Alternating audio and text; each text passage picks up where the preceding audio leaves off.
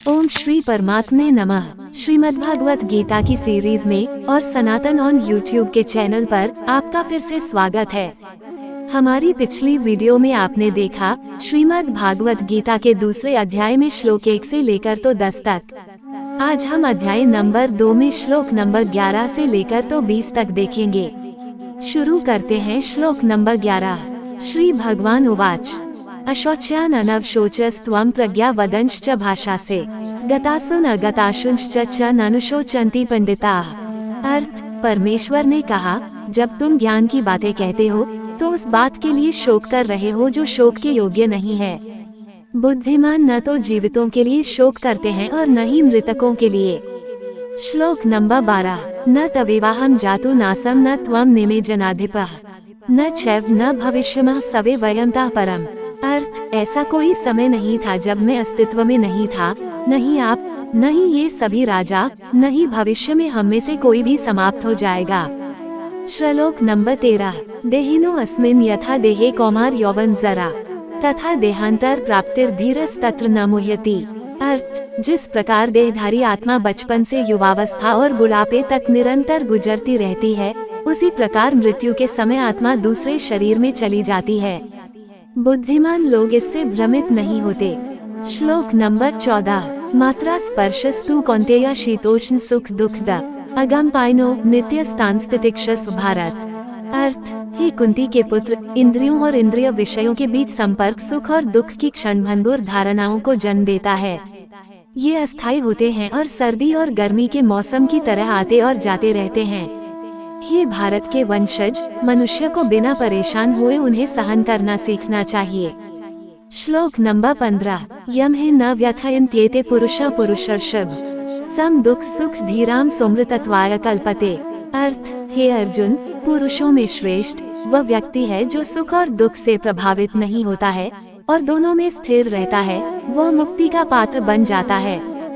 श्लोक नंबर 16। नासतो विद्यते भावो नाभावो विद्यते सतः उभयोपि दृष्टोंस्तवनयो तत्वदर्शिभिः। अर्थ, क्षणभंगुर में कोई धीरज नहीं है और शाश्वत में कोई समाप्ति नहीं है। ये बात सत्यदर्शियों ने दोनों की प्रकृति का अध्ययन करने के बाद देखी और निष्कर्ष निकाली है। श्लोक नंबर 17। अविनाशी तु तद्विद्धि यन् सर्वमिदं तत् विनाशम अव्ययस्य न कश्चित् कर्तुमर्हति। अर्थ, जो संपूर्ण शरीर में व्याप्त है उसे अविनाशी जानो। अविनाशी आत्मा का विनाश कोई नहीं कर सकता। श्लोक नंबर 18। अंतवन्त इमे देहा नित्यस्योक्ताः शरीरिणाः अनाशिनो प्रमेयस्य तस्माद् युध्यस्व भारत। अर्थ, केवल भौतिक शरीर ही नाशवान है, भीतर अवतरित आत्मा अविनाशी, अथाह और शाश्वत है। इसलिए हे भारत के वंशज, लड़ो। श्लोक नंबर 19। यन् वेति हंताराम यश्चैन मन्यते हतम् उभतो न विजानीतो नायम हन्ति न हन्यते। अर्थ, उनमें से कोई भी ज्ञान में नहीं है, वह जो सोचता है कि आत्मा को मारा जा सकता है और वह जो सोचता है कि आत्मा को मारा जा सकता है। वास्तव में आत्मा न तो मारती है और न ही उसे मारा जा सकता है।